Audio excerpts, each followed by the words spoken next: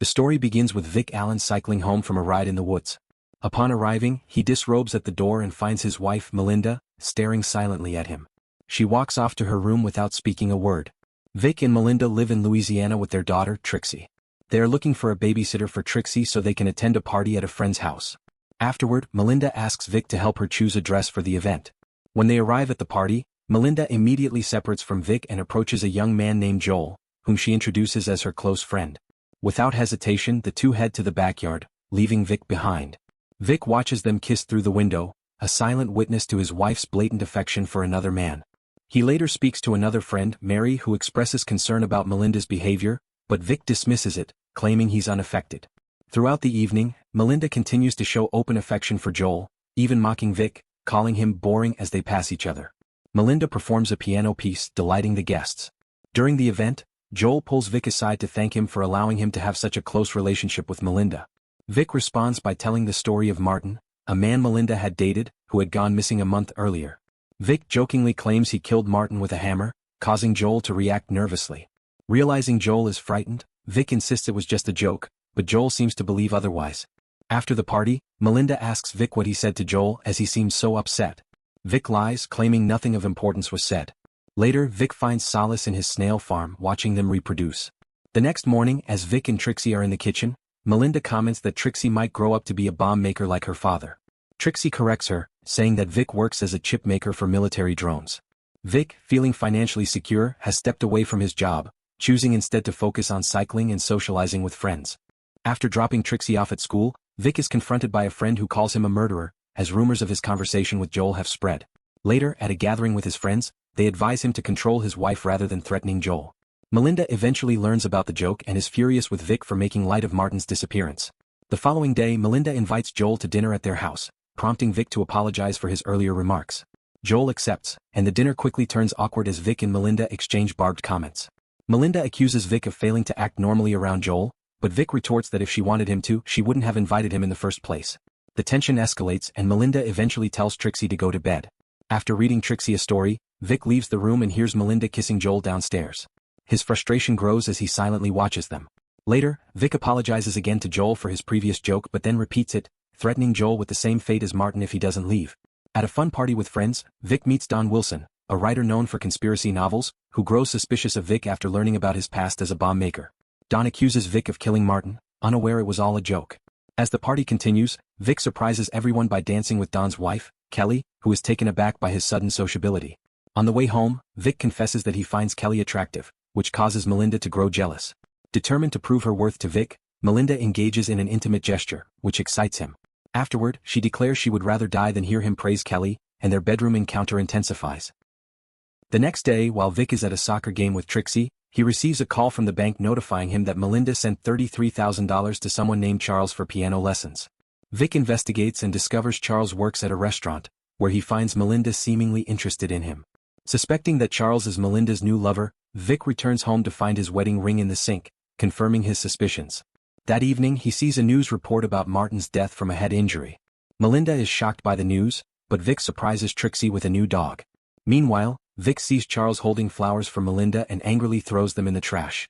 Later, Vic confides in a friend about his suspicions of Melinda's affair, admitting that despite the pain, he is still holding on to the marriage.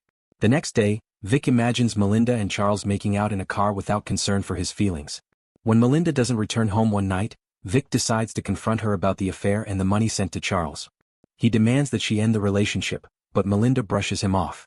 At a party where Charles is also present, Melinda proudly introduces him to the guests, who are charmed by his piano playing.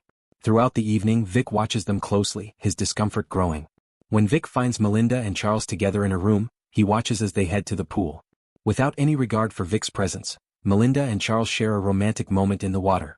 The situation escalates when rain forces everyone out of the pool, leaving Vic and Charles alone.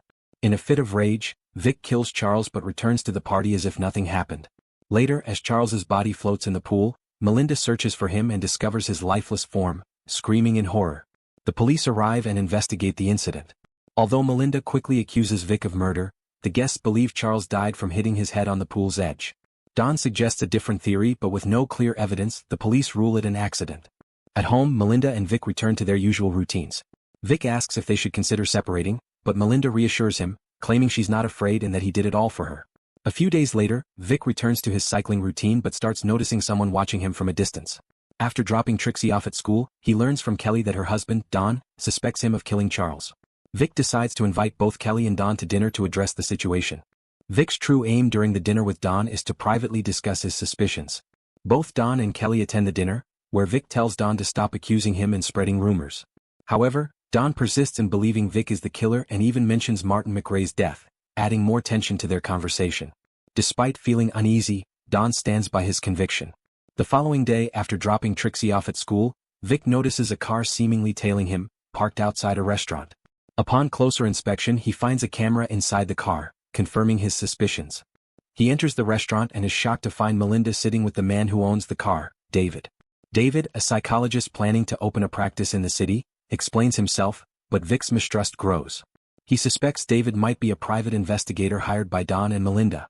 Later, Vic visits Don's house, presenting proof of Melinda's money being transferred to Don's account.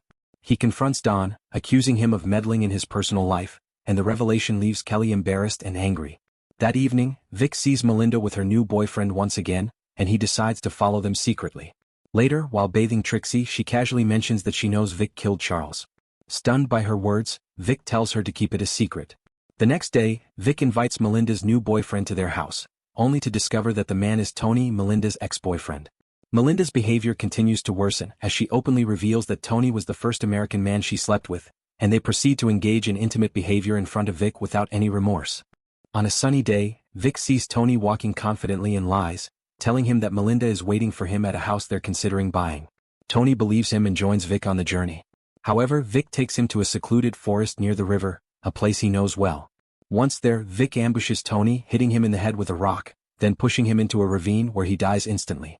Vic drags Tony's body to the river, takes his wallet and drowns the body by tying a rock to it. Vic returns home acting as if nothing happened, and even toasts with his daughter, Trixie. The next day, Vic takes his family on a picnic to the same place where he killed Tony. He gives Melinda a gift, an album of old photos, and writes an expression of his love for her, subtly improving their relationship. Later, while searching for Trixie near the riverbank, Vic spots Tony's body floating to the surface. He quickly takes his family home, but Melinda leaves her scarf behind.